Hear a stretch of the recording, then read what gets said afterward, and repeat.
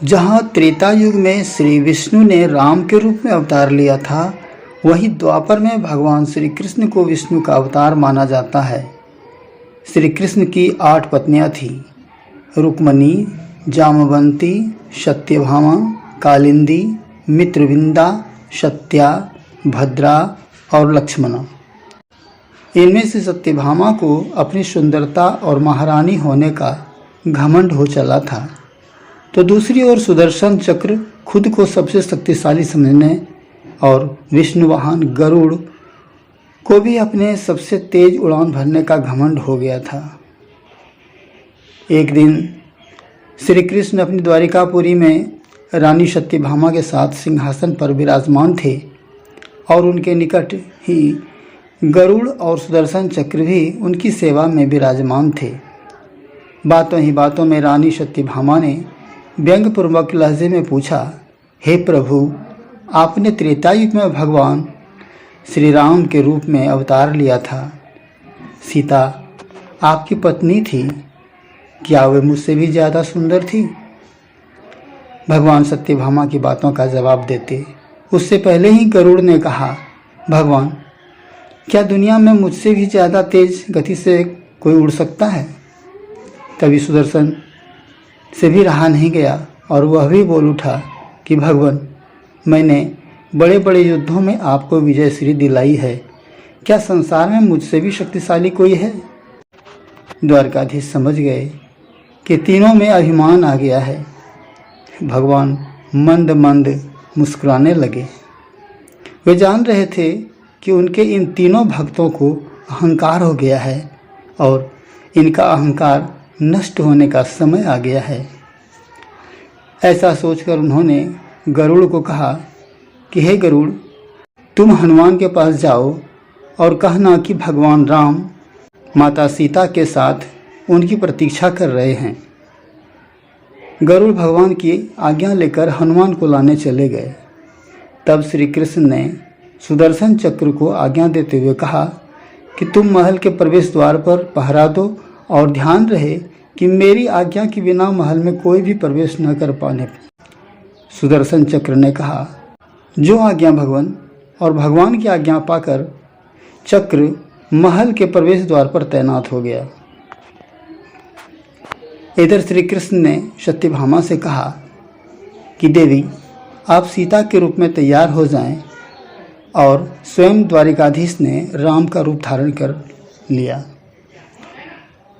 गरुड़ ने हनुमान के पास पहुंचकर कहा कि हे वानर श्रेष्ठ, भगवान राम माता सीता के साथ द्वारका में आपसे मिलने के लिए पधारे हैं। आपको बुला लाने की आज्ञा है। आप मेरे साथ चलिए, मैं आपको अपनी पीठ पर बैठाकर शीघ्र ही वहाँ ले जाऊँगा। हनुमान ने विनयपूर्वक गरुड़ से कहा, आप चलिए बंधु, मैं आता हूँ।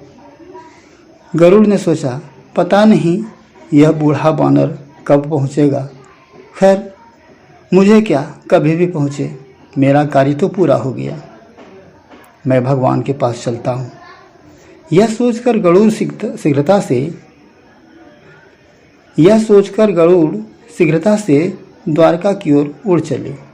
लेकिन यह क्या, महल में पहुंचकर गरुड़ देखते हैं कि हनुमान जी तो उनसे पहले ही महल में प्रभु के सामने बैठे हैं। गरुड़ का सिर लज्जा से झुक गया। तभी श्री राम के रूप में श्री कृष्ण ने हनुमान से कहा, पवन पुत्र, तुम बिना आज्ञा के महल में कैसे प्रवेश कर गए? क्या तुम्हें किसी ने प्रवेश द्वार पर रोका नहीं? हनुमान ने हाथ जोड़ते हुए सिर झुकाकर अपने मुंह से सुदर्शन चक्र को निकालकर प्रभु के सामने रख दिया। हनुमान ने कहा, प्रभु, आपसे मिलने से मुझे क्या कोई रोक सकता है? इस चक्र ने रोकने का तनिक प्रयास किया था, इसलिए इसे मुंह में रखकर मैं आपसे मिलने आ गया। मुझे क्षमा करें। भगवान मंद मंद मुस्कुराने लगे। अंत में हनुमान ने हाथ जोड़ते हुए श्री राम से प्रश्न किया, हे प्रभु, मैं आपको तो पहचानता हूँ, आप ही श्री कृष्ण के रूप में मेरे प्रभु राम हैं, लेकिन आज आपने माता सीता के स्थान पर किस दासी को इतना सम्मान दे दिया कि वह आपके साथ सिंहासन पर विराजमान है। अब रानी सत्यभामा का अहंकार भंग होने की बारी थी। उन्हें सुंदरता का अहंकार था जो पल भर में चूर हो गया था। रानी सत्यभामा, सुदर्शन चक्र व गरुड़ तीनों का गर्व चूर चूर हो गया था। वे भगवान की लीला समझ रहे थे। तीनों की आंखों में आंसू बहने लगे और वे भगवान के चरणों में झुक गए।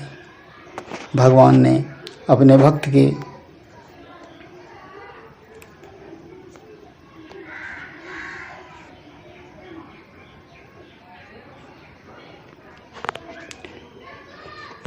अपने भक्त के अहंकार को अपने भक्त हनुमान द्वारा ही दूर किया।